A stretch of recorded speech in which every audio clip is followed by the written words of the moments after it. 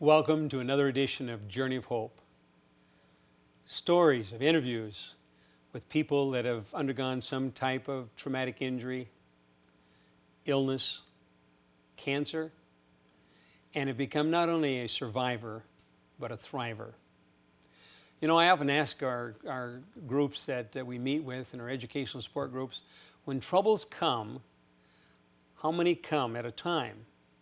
And consistently, the answer is between 2s and 3s. But oh no, when troubles come, they can come in 3s and 4s and 5s. Our special guest today is no stranger to trouble, tragedy, illness, and he has become not only a survivor, but a thriver.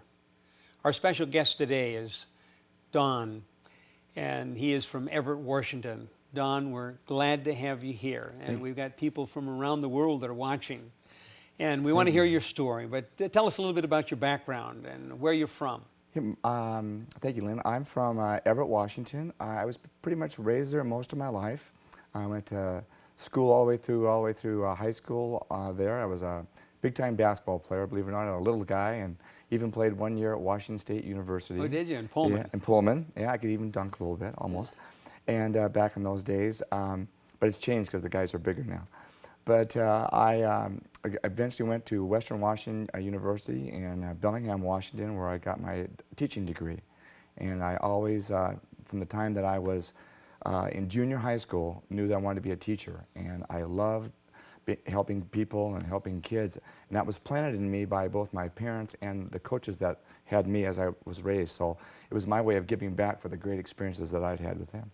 Well, now I know that you're a teacher. You had 35 years of teaching in. And what subjects are we talking about? Basically, I was a history teacher, but I taught PE and English and a few other things. But my passion was always a history. And I kind of took it to a new level. In 1987, I got a government grant to change what I was doing in the classroom because I felt I wasn't making a big enough difference in my students. I wanted to have them take my courses and leave with a passion for life, find something that they love to do and be the very best at it, have a well-balanced life. So you're not talking about just teaching curriculum, no, you're talking about trying to make a change. Right, change and values difference. I was concerned about the direction of our country, society, etc., and wanted to make a bigger difference. And what I was able to do was, living close to Seattle, we have all these people from all over the world. Well, how can you teach about the world unless you have one-on-one interaction with people every day? So every other day, I brought in people from all over the world. So in your classroom? In my classroom. Okay. And I might bring a Palestinian in one day who had 2 suicide brothers bombers. The next day I would bring in somebody who was an Israeli soldier who had did 3 years of tour duty in Gaza. A boy who walked out of Rwanda, all the way from Rwanda to Cape Town, South Africa during the Holocaust in Rwanda in '94. People involved, the drug lords in Colombia, a gal who helped get Saddam Hussein out of his hole. She was the interviewer. No kidding. I mean, just everybody is there. So why wouldn't you do that for your kids? This doesn't sound like a normal class. It wasn't. But the real key was this, is that we involved our entire school and community and churches and everything by wanting to find one place in the world where we could help people out. So every year we adopted an area of the world and did huge fundraisers. And the last one we did was $43,500 in 5 months. We bought 80 cows through heifer for poor families in Bolivia.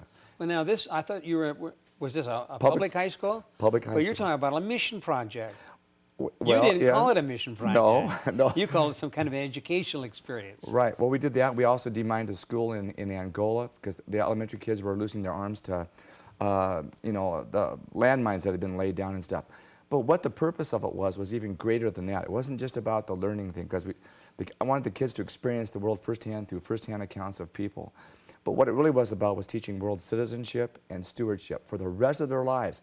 Help out people less fortunate than yourself. give back. I don't believe in any handouts, but you help people to help themselves. So what do you need? Let's help you. The adage of you feed a man a fish, you feed him for a day, you teach him how to fish, you know. Right. So I said, okay, how can I do this in a public school? Well, I've heard you talk about servant leadership, and expand a little bit upon that in terms of how this affected you and your teaching ministry. Right. I think that I was a typical young man growing up. If I could dodge going to church, I would. If there was a football game, I would. And my mom and dad would go to church, I would go turn on NFL football. But as I got going into college and stuff, I just realized that there's some reason why everything is falling into place for me, and that I was really, really blessed. I need to have a grateful heart. I need to be more thankful on things. And I got involved, eventually I married my first wife, Susie, and we got involved in Young Life Ministry, where we were actually getting the outreach. Now this is in the Catholic Church? No, this was actually at another... At another church? Okay. No, this was at another public high school. Where I was. Okay. This is where my first teaching job was. So I'm 22 years old. Okay. And all of a sudden, I was part of it. And that's where I became a Christian in 1974. And my wife and I both did it together. And then we took kids to different mission groups. So throughout my life, how could I apply my faith in a public school where I believe is really, really needed? That's, Jesus just didn't stay with the people who were Christians. He was out everybody, right? So my goal is, how can I copy him and be like that? And so through my coaching, which I coached for many, many years, basketball, every summer, you're busy, you're working with your kids and going on things. What a great way to do ministry. Even if you can't say it that way, you can model it, you can do those things. And went to Northwest Basketball Camp, which is stationed in Spokane, Washington, and they've now expanded out. But I would take my kids there to this Christian basketball camp all the time as part of that. And obviously, I've been involved in community services. We're raising money, doing things.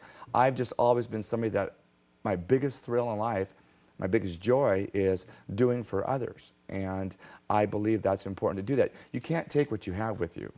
And I kind of live my life like, if you have 7 years to, or if you had 7 days to live, how would you live your life? What would you say?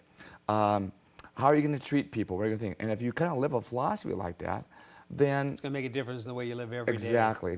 Just with a grateful heart. And we all have I'm human like everybody else. Well, I know you have a teaching career, you have a coaching career, you've also been a motivational speaker. Yes. But you gave something here where we can segue into it. You talked about your first wife.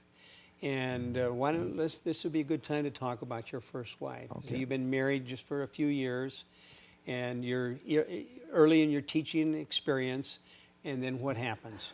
Okay, I actually got married right before my last year of college. Okay. So young, and she was just right out of high school. So I'm like 21 and she's 19. And her last name was Brown too. So my last name's Brown, so she was Susie Brown. Didn't have to change. Didn't have to change. But what happened was that after going to some other smaller towns to get started with my coaching career and stuff and coming back, Susie came down with a really, really serious cancer called Ewing sarcoma. Ewing sarcoma? Ewing sarcoma, yeah. It's a late childhood disease, a teen type cancer, one of the worst ones you can get. Some just grow, some eat. This was one that I ate. And it started on her rib, and it ate through 3 of them in about 2.5 months. Oh, it's a very aggressive Very form, aggressive. then. University of Washington at the time could not figure out what it was because cancer cells that are that far are undifferentiated and they can't tell what they were, so they had to send it back east to figure out what it was. She was on chemo, bad chemo, for 6 months. She had radiation. She had to go live with her mother while I finished up with my 2 kids, which were 18 months and 3 at the time. So you had 2 little ones. She's a young mother. 20. And has a very aggressive form of cancer. So she's lost her hair. She's done all that stuff. This is because of the chemo. Now you say bad chemo. All chemo is probably bad, depending upon, but some's worse than others. Back then it was worse because they didn't have the things to help with some of the other. But I sent her back to her. She was from Longview, Washington, so I sent her back there. I quit my job after I went back and finished up the last 2 months. It was in the spring. And went back over, and there was a job that was there. And in Longview? In Longview, and I got the teaching job and coaching job. So, God was watching me somehow. Right. It was pretty tough, but they had given her less than 6 months. And I said, no, we're not going to do this. So I researched all over the world where I could go with people who had dealt with this, and I ended up going... Was this a pretty rare cancer at that time? Oh, this is like 1 in 2 million people get like Ewing's. Wow. It was a big deal. And... so we tried to figure out what we were going to do with it. But when they radiated the tumor, they also destroyed her right lung. And Traditional radiation. Right, and it spread. So I researched it and said, you know what, we're going to go back to the Mayo Clinic. And back in those days, we didn't have the internet where we could communicate. So You're talking about back in Minneapolis? Yeah, no, actually, yeah, Rochester, Minnesota.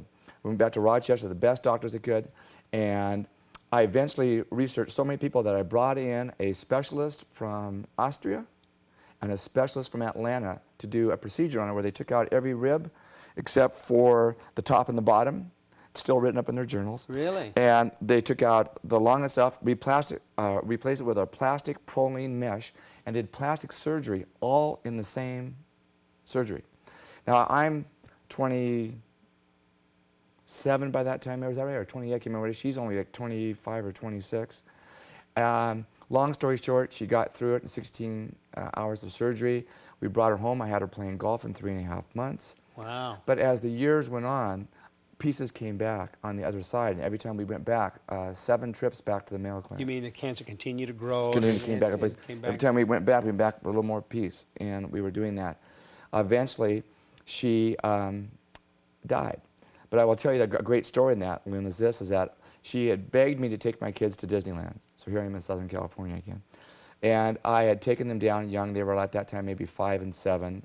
We had now been 5 years since her diagnosis, and she had this proline thing in there and this special But it never deal. ever went away, really. No, it never really went away. I mean, she was paying, but her attitude, she never complained. She was really like an angel. Her heart was incredible. But anyway, I would take her down, and we got a call in the summertime that we had to come home right away from San Diego at the zoo at the time. So we drove home, and the police You had the kids. 90 miles an hour, and they escorted me through 2 states. But I got home at 6 o'clock in the morning, and everybody had followed us in Longview because I was a basketball coach. Everybody knew me because of whatever. And so when I got up there, she was in a room, the sun's coming through, all that kinds of things. And Was this in Longview now? This is Longview. This is a true story. About 150 people were up on the floor because they knew what was going on. They'd followed us for all this incredible fight that she had put up, this journey.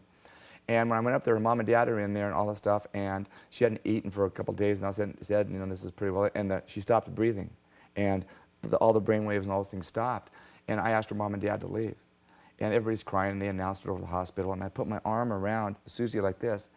She wakes up. No kidding. 20 minutes, and it's still written up at the St. John's Hospital in Longview, unexplained. What I learned from talking with her was that, and you hear about these stories all the time, and it wasn't because she was on morphine or anything like that, it was just because what she was. A big window, 45 degrees, warm behind you, bright lights, fingers came around her, pulled her back in, she wakes up. She hadn't had a chance to say goodbye to me, wanted to make sure I'm okay, wanted to make sure the kids would be okay, I would raise them as Christians. Her mom and dad did not know the Lord, all those kind of things, she wanted to make sure. Wow. So for the next 3 weeks, we took her home on a bed that was $3,000 of 25 5-gallon bales of sand where they floats the sand in there because she was down to 88 pounds and was on morphine and stuff. But she got a chance to watch the kids play. So you actually took her home for the last the hospital. 3 weeks. Yeah, she didn't die there. She got Came home. But it was a tough deal because I had to make a decision to withdraw stuff at the end. Finally. Because Enough was enough. Well, more cancers came back, and she was suffocating. I was giving shots and stuff, and that was just, you know. And that must have been a terrible time. it was a very, very difficult time. Hard for our kids, a lot of tears and stuff. But you know, the church was there. Church helped pay for our funeral. We didn't, you know, my bills were $800,000, and at that time, the insurance would pay 90%. That was in those days. Those days. There have been some changes. Right, but everybody was wonderful. It was just an incredible part of that. Now, shortly after that, my mother, who had been sick her whole life, was mentally ill, jumped off the 4th floor of a hospital and killed herself. Oh. And that was pretty hard to handle. This was a short time after you? Yeah, shortly after. Well, actually, I'll take it back. Excuse me. It was 2 years before Susie died. Okay, that happened. So it was 2 years. My mom was 2 years before. Then my wife died, and then that was hard enough to handle that part with my dad and all the things going on there. And then my sister, who was closest to me, helped raise me because my mom was in and out of hospitals her whole life. Okay, so who was raising me was my older sisters. One was 11 years older, one was 15. But in their journey, both of them have had breast cancer. Both of them had uterine cancer. One died, my oldest sister Judy died right after my wife had died shortly after that with breast cancer. I had a sister by the name of Judy, died of breast cancer. Okay. And my other sisters just had a double mastectomy, and my uncles have had prostate cancer and stuff. So the 3 people who raised me that were closest to me as women died, and so it's been hard for me to get back close to everybody. Who I'm married to now, Jane, was my high school sweetheart, never married. So when Susie died, she came back into my life after that. So I've been really, really blessed to have two gals that would put up with me.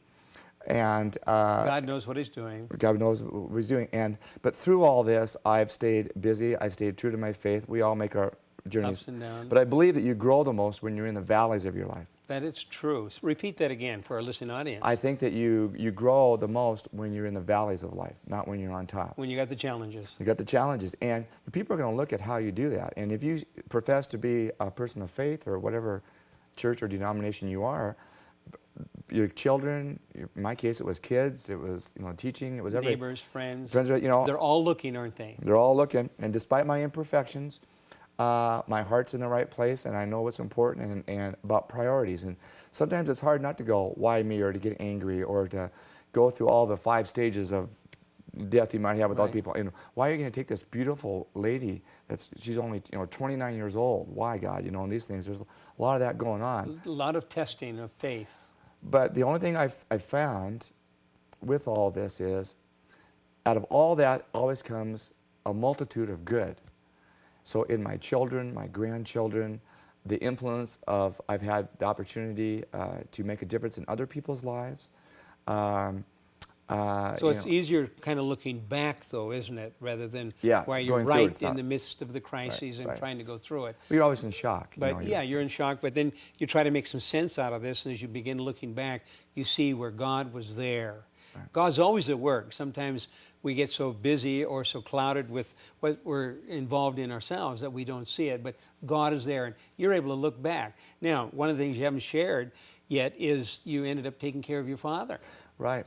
My father and his brothers have had lots of cancer in their life, but my dad didn't, but all of his brothers did. My dad just passed away on January 31st, before I was going to come down. And tough 7 years. I was the primary caretaker along with my sister, but I was pretty much the primary caretaker. And just a real tough thing. We were very, very, very close. He was in a nursing facility the last year, and every day I was there, and in fact, last 7 years, every year I was there. I kind of put my life on hold, which I'm not so sure was good. Well, when you're the caregiver or one of the primary, you can have other kids in the family, brothers and sisters, and they can be away or they're not as intimately involved. But when you're there and you're the caregiver, it's 24 hours. 24/7, it's always there. You may not be at the nursing home 24 hours a day, but it's always there constantly. And for 7 years, you were taking care of him. And then apparently, just about the time you were diagnosed yourself with cancer, then he was coming to the end of his life.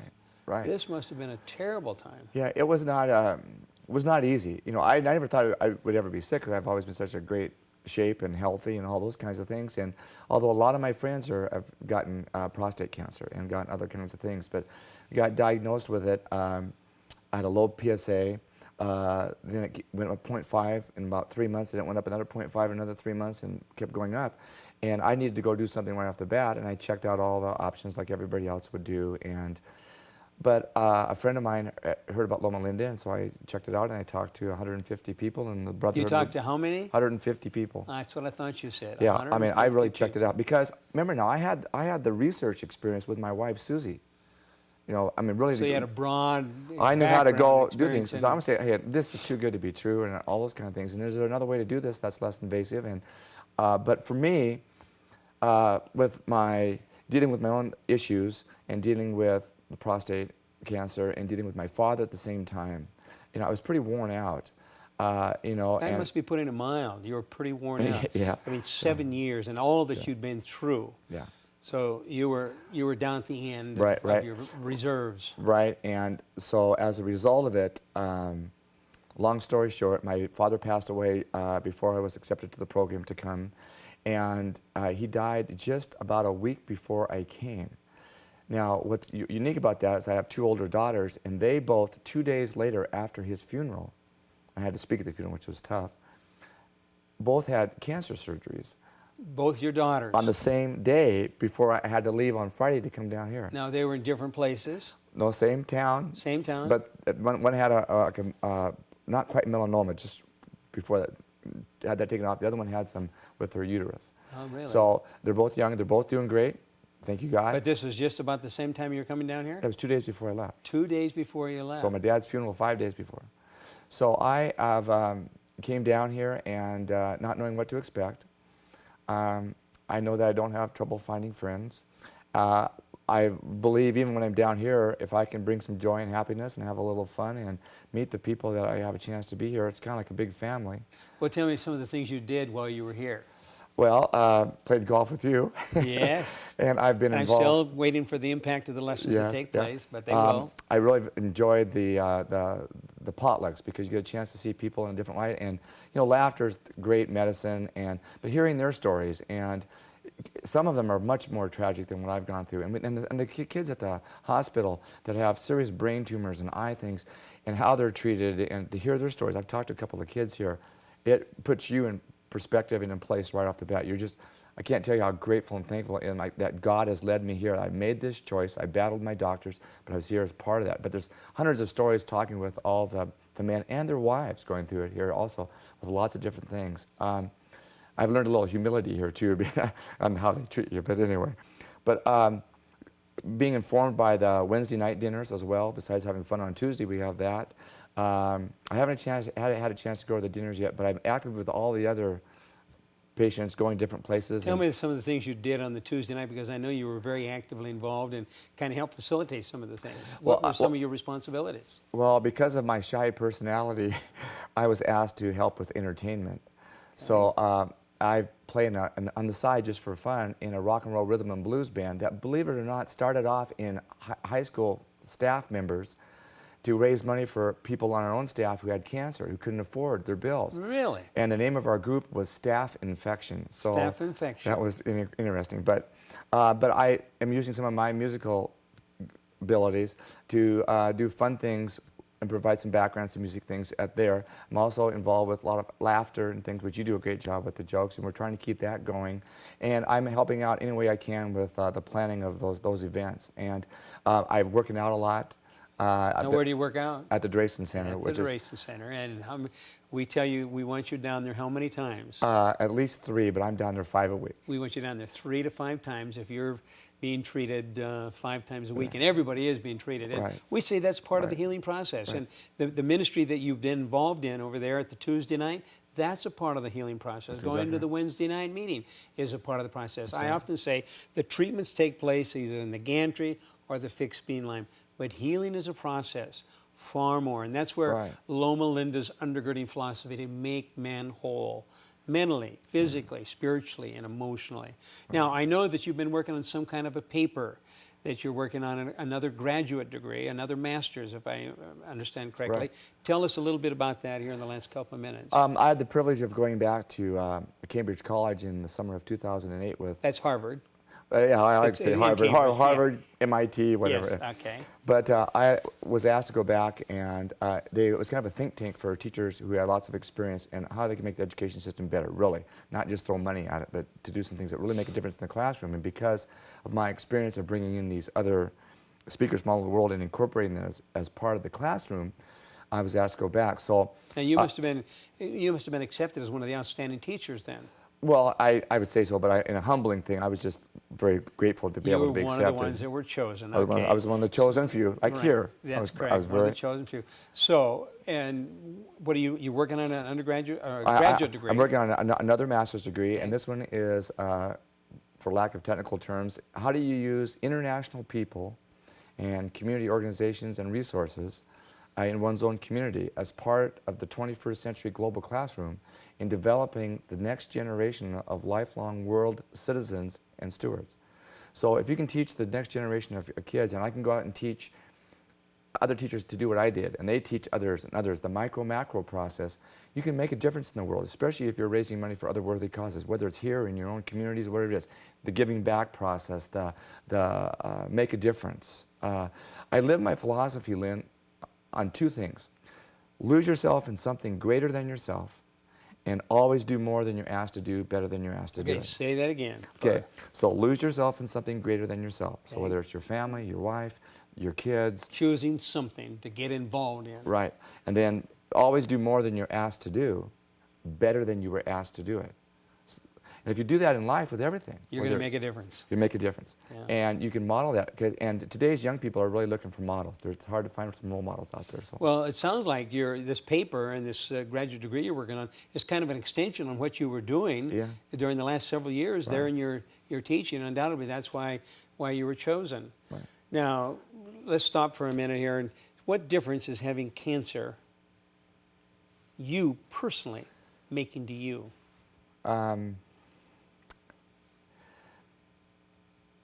It's even more, even though I had it before, I think, it's about perspective and about what's really important in life, and that all the things that our world is telling us that's important, money, cars, whatever, that doesn't mean a hill of beans.